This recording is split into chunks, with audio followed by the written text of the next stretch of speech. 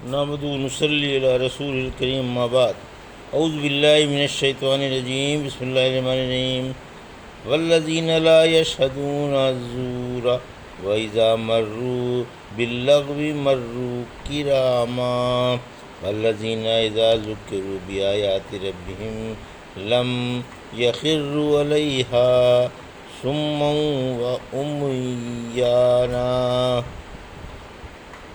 وأميانا والذين يقولون ربنا هب لنا من أزواجنا وذرياتنا قرة أعين واجعلنا للمتقين إماما أولئك يجزون الغرفة بما صبروا ويلقون فيها تحية وسلاما خالدین فیہا حسنت مستقرا ومقاما قل ما یعبؤ بکم ربی لولا دعاؤکم فقد کذبتم فسوف یکون لزاما۔ ابھی آپ نے سورہ فرقان کی آیت 72 سے 77 کی تلاوت سماعت فرمائی۔ ان آیتوں کا ترجمہ اور تفسیر اس طرح ہے: والذین لا یشہدون الزور واذا مروا باللغو مروا کراما، آیت 72۔ والذین اذا ذکروا بآیات ربهم لم یخروا علیہا صما وعمیانا، آیت 73۔ والذین یقولون ربنا هب لنا من ازواجنا وذریاتنا قرۃ اعین واجعلنا للمتقین اماما، آیت 74۔ ترجمہ: اور جو لوگ جھوٹی گواہی نہیں دیتے اور جب کسی لغو بات سے گزرتے ہیں تو شریفانہ طور سے گزر جاتے ہیں، اور جب انہیں ان کی رب کی آیتوں سے نصیحت کی جاتی ہے تو وہ اندھے اور بہرے ہو کر ان پر نہیں گرتے، اور جو یہ دعا مانگتے رہتے ہیں کہ اے ہمارے رب، ہماری بیویوں سے اور ہماری اولاد سے ہماری آنکھوں کی ٹھنڈک عطا فرما اور ہمیں پارساؤں کا پیشوا بنا۔ یہ تھا ترجمہ سورہ فرقان کی آیت 72 سے 74 کا۔ تفسیر: آیت 72۔ اللہ والوں کا برائیوں سے اجتناب۔ اللہ والوں کی یہ عادتیں بھی ہوتی ہیں کہ وہ شرک و بت پرستی سے نفرت کرتے ہیں اور جھوٹ و فسق و فجور سے، کفر و شرک سے اور لغو و باطل سے بچتے ہیں۔ لغو گانے کو بھی کہا جاتا ہے، یعنی وہ گانا بھی نہیں سنتے اور مشرکوں کی عیدوں میں بھی شریک نہیں ہوتے، بری اور فحش مجلسوں میں نہیں اٹھتے بیٹھتے، میکدوں میں شراب پینے کے لیے نہیں جاتے اور نہ شراب کی رغبت رکھتے ہیں۔ وہ جھوٹی گواہی نہیں دیتے۔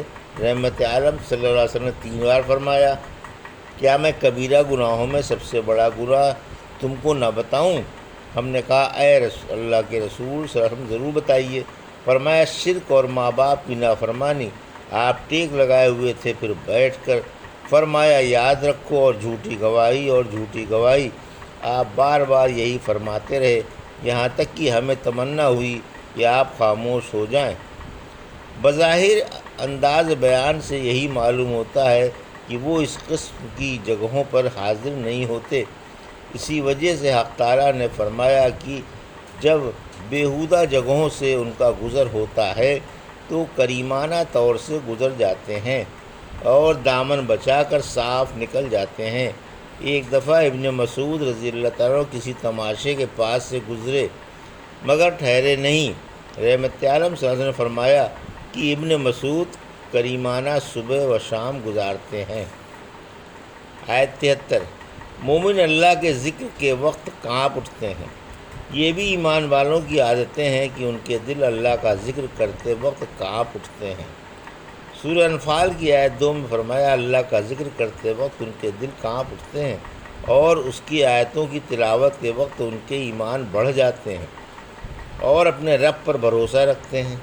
بخلاف کافروں کے کہ ان پر کلام اللہ سننے کے باوجود بھی کوئی اثر نہیں ہوتا اور نہ ان کی موجودہ حالت میں کوئی تغیر آتا ہے، بلکہ برابر کفر و سرکشی پر اور جہالت و گمراہی پر اڑے رہتے ہیں، جیسا کہ حق تعالیٰ نے سورہ توبہ کی آیت 125 میں فرمایا، اور جب کبھی کوئی صورت اترتی ہے تو بعض ان میں سے ایسے بھی ہیں جو کہتے ہیں کہ اس صورت نے تم میں سے کس کے ایمان کو بڑھایا، لیکن ایمان والوں کے ایمان کو یہ صورت بڑھا دیتی ہے اور وہ اس سے کھل اٹھتے ہیں، البتہ جن کے دلوں میں روگ ہے یہ ان کی ناپاکی میں اور ناپاکی کا اضافہ کر دیتی ہے۔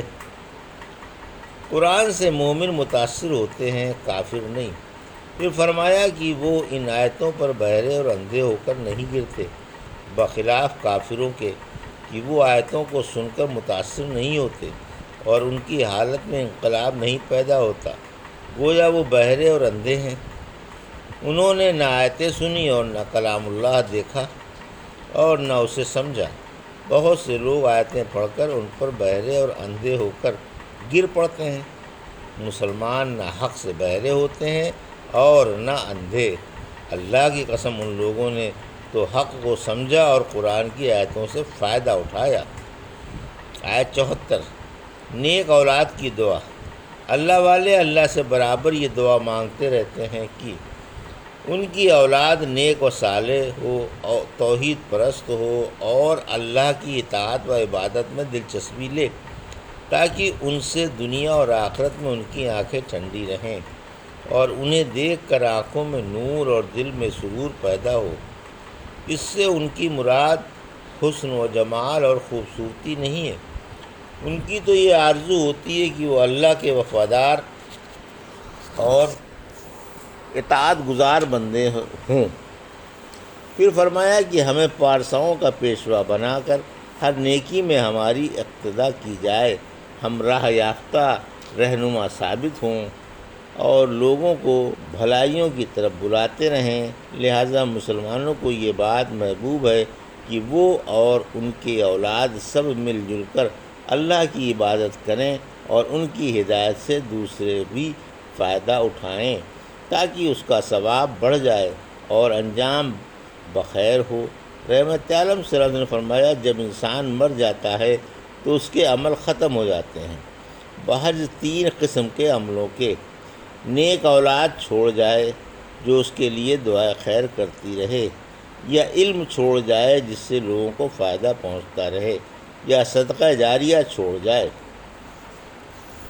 اولئک یجزون الغرفۃ بما صبروا ویلقون فیہا تحیۃ وسلاما۔ آیت 75، خالدین فیہا حسنت مستقرا ومقاما۔ آیت 76، قل ما یعبؤ بکم ربی لولا دعاؤکم فقد کذبتم فسوف یکون لزاما۔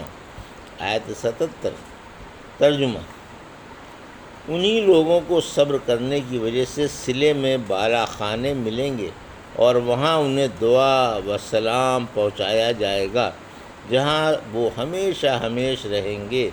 وہ حسین و عمدہ جگہ اور مقام ہے۔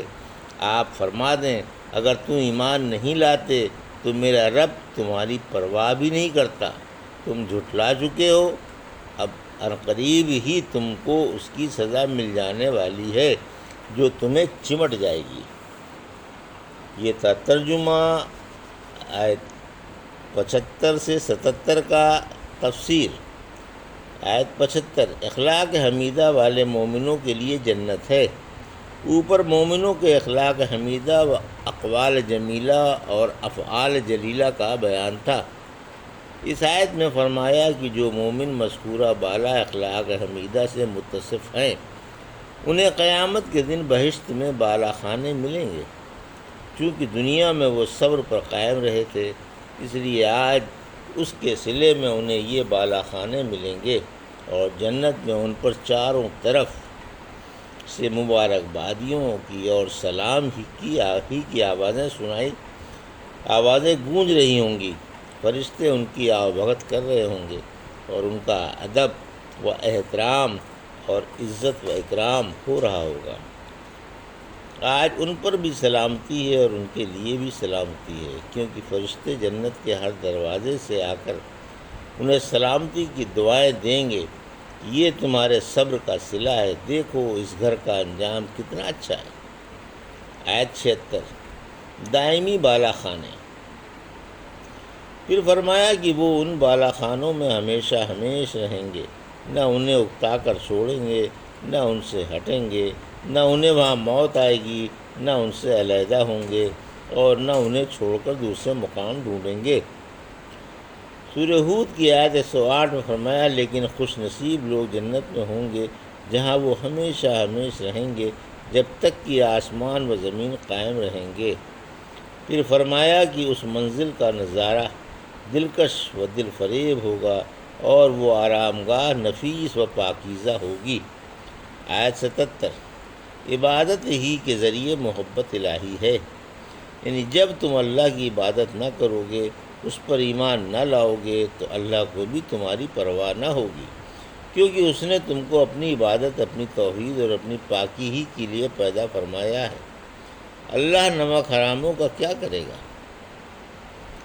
ابن عباس فرماتے ہیں اللہ کو کافروں کی ضرورت نہیں، کیونکہ اس نے انہیں مومن نہیں بنایا۔ اگر اسے ان کی حاجت ہوتی تو مسلمانوں کی طرح ان کے دلوں میں بھی ایمان کی تڑپ پیدا فرما دیتا۔